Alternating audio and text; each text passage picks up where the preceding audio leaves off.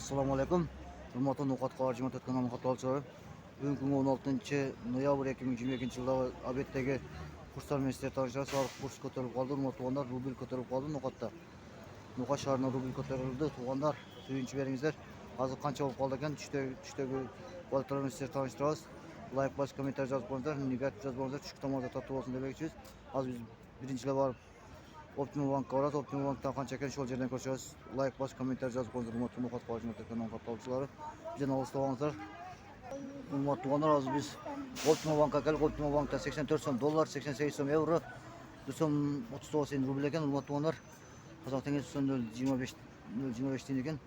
Bu yerda euro ko'tarilib tur, dollar ham ko'tarilib tur, barda ko'tarilib tur, rubllar ham ko'tarilib tur. Hurmatli tuğanlar, Optimum Bank'da shunday ekan. Hozir boshqa banklar bor, qanday ekan shu yerdan ko'rishamiz. Tuğanlar, Kompaniyam Bank'a keldik. Kompaniyam Bank'da 84 so'm 50 tiyin dollar, 87 so'm 60 tiyin euro, 1 so'm 39 tiyin rubl ekan. Hurmatli tuğanlar, bu yerda de rubl ko'tarilib tur. Hurmatli tuğanlar, tushki tomonda tatib bo'lsin deb aytamiz. Hozir biz Finka Bank'a boramiz. Finka Bank'da qancha ekan shu yerdan ko'rishamiz. Hurmatli tuğanlar, Kasbi Bank'a keldik. Kasbi Bank'da 80 so'm 50 tiyin dollar, 87 so'm 70 tiyin euro, 1 so'm 37,5 tiyin rubl ekan. Hurmatli tuğanlar, hozir biz Finka Bank'a geldik. Finka Bank'ta 83 so'm 50 tiyin dollar, 87 so'm 50 tiyin euro, 1 so'm 39 tiyin rubl ekan. Hurmatli tuğanlar, rubl bor joqda ko'tarilib turibdi tuğanlar. Shuncha beringizlar, 150 ga chiqsin deb Xudodan tilab ko'ramiz. Hurmatli migrantlar, yaxshi ishlayingizlar demoqchimiz. Nuqat qarjima kanal doimo sizlarning xizmatingizda.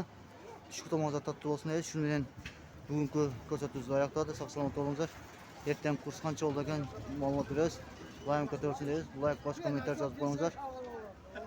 Baringizni yaxshi ko'rasiz. Sizlarga umidda. Assalomu alaykum va rahmatullohi va barakatuh. Nuqat qarjima kanal sizlarga qo'shib to'shib qo'ydi. Ertaga sog' ko'rishga tinch bo'linglar, omon bo'linglar. Assalomu alaykum va rahmatullohi va barakatuh.